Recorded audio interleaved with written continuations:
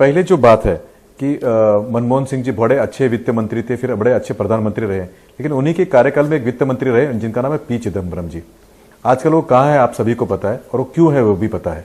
अगर अच्छे प्रधानमंत्री होते तो उनके वित्त मंत्री कोई जेल में होते, है ना। तो ये भ्रम जो है कि वो अच्छे प्रधानमंत्री थे, ये अपने मन से निकाल दीजिए। उन्हीं के कार्यकाल में कई स्कैंडल हुए और उसी के कारण हिंदुस्तान की अर्थव्यवस्था का जो है आज हम भुगत रहे। एक बात।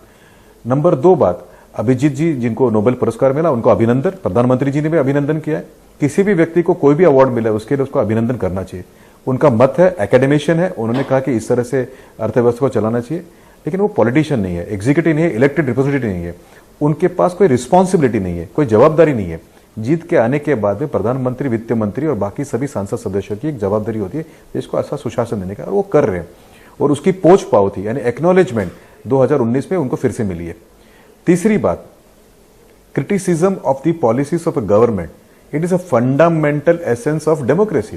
तो उसके अगर किसी ने चर्चा की, उसकी भर्त्सना की, उसके बारे में 2 शब्द कहे तो वो आदमी हमारा बुरा नहीं होता है। तो अभिजीत जी ने अगर हमारी भर्त्सना की होगी, हमारे बारे में आलोचना की होगी, तो भी हमें वो ठीक है।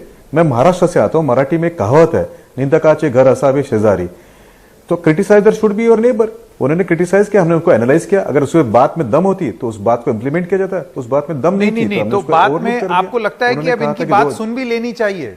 परकला प्रभाकर और अभिजीत बैनर्जी जो आवाज दे रहे हैं, जो तथ्यों के साथ अपना मत प्रस्तुत कर रहे हैं, उसको सुन भी लेना चाहिए। वित्त मंत्री तो कहती हैं जरा इसको भी सराहें, तो बड़े लेकिन थोड़ा सा उनकी बातें भी सराह लीजिए। देखिए, अगर सुनते नहीं तो रिएक्ट कैसे करते हैं? आपकी भी बात सुन रहे हैं, कई बार और लोग कहते हैं उनकी बात सुनते। प्रभाकर जी बड़े समझदार है। अभिजीत जी तो समझो देश छोड़ के चले गए, उनको नोबेल पुरस्कार मिला रहा। मेरे मन में एक दुख है कि नोबेल ने कभी महात्मा गांधी जी को नोबेल पुरस्कार नहीं दिया, अरविंदो जी को कभी नोबेल पुरस्कार नहीं दिया। अरविंदो इतने बड़े योगी थे, पूरी दुनिया ने माना, लेकिन उनको नहीं दिया।